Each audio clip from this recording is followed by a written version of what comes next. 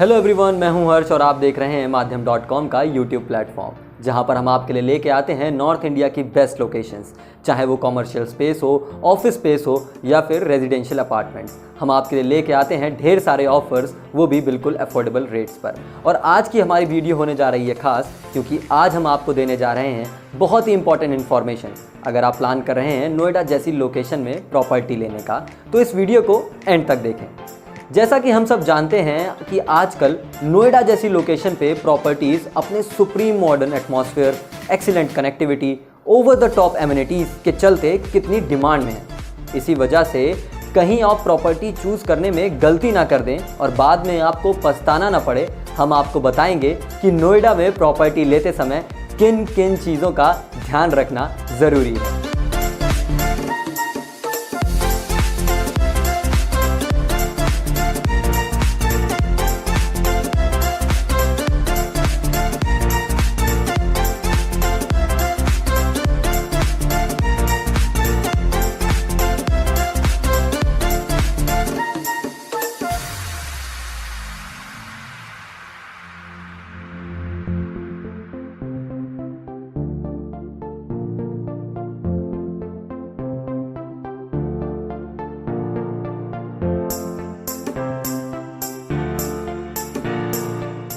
सबसे पहले तो अपनी ज़रूरत को समझना ज़रूरी है कि आप apartment, plot, independent floor, villa या कॉमर्शियल प्रॉपर्टी में से किस प्रॉपर्टी के अंदर इन्वेस्ट करना चाहते हैं और क्या आपकी पॉकेट आपकी पसंदीदा प्रॉपर्टी को लेना अलाउ करती है या नहीं।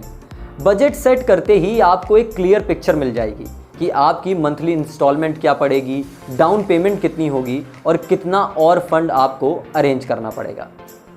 इसके बाद ज़रूरी ये है कि आप प्रॉपर्टी से पहले उसके बिल्डर की रेपुटेशन देखें, क्योंकि यहाँ बहुत से बायर्स मात खा जाते हैं और प्रॉपर्टी की चकाचौंध में गलत दावों में आ जाते हैं, जिससे कि वो लीगल मैटर्स में फंस जाते हैं।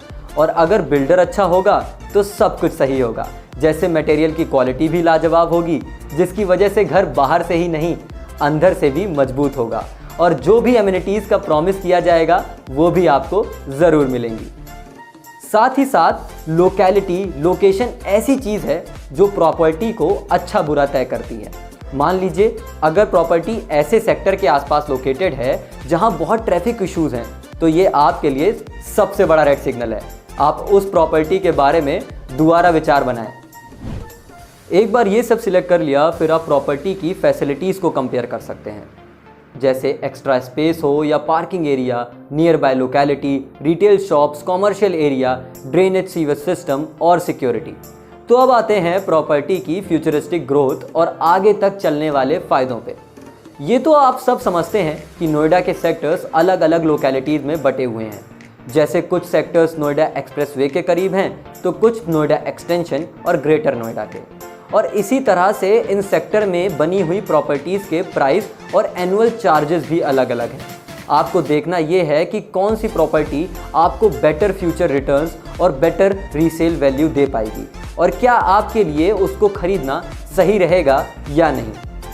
और फिर जब आप प्रॉपर्टी को खुद जांच परख लें तो उसके बाद आपको कुछ पेपर्स भी चेक कर लेने चाहिए, जैसे कि sale deed, allotment letter, possession letter, NOC, power of attorney, rectification deal, copy of building plan.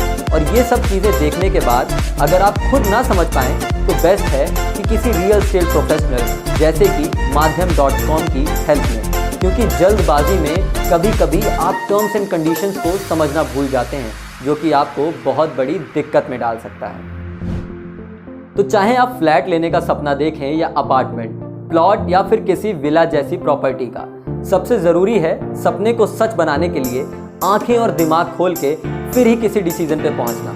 माध्यम अपने बेनिफिट से ज़्यादा परवाह करता है आपकी, इसीलिए ऐसे ट्रेंडिंग टॉपिक पे आपको देता रहता है अपडेटेड और लेटेस्ट इन्फॉर्मेशन। आज के लिए बस इतना ही। अगर आपको हमारी वीडियो पसंद आई हो तो उसको लाइक ज़रूर कर दीजिएगा, शेयर ज़रूर कर दीजिएगा और उस पर कमेंट ज़रूर करिएगा। और साथ ही साथ हमारे चैनल को सब्सक्राइब करना वो मत भूलिएगा। तो अब अलविदा, फिर मिलेंगे ऐसी ही किसी इंपॉर्टेंट टॉपिक पे आपको सही गाइडेंस देने के लिए।